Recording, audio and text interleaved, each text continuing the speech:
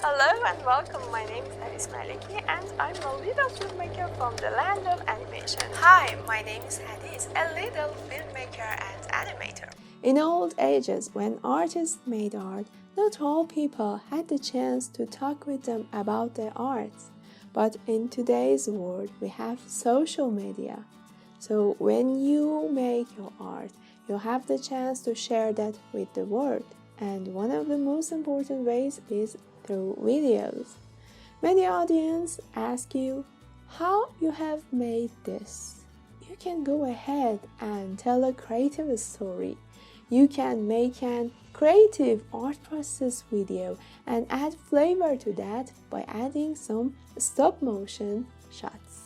Not only that, with coming of age of metaverse and augmented reality, virtual reality, you can add stories, video stories to your art. In this class, we will make a creative art process video flavored with stop motion. I tell you how to set up your camera and your settings to make the art process video.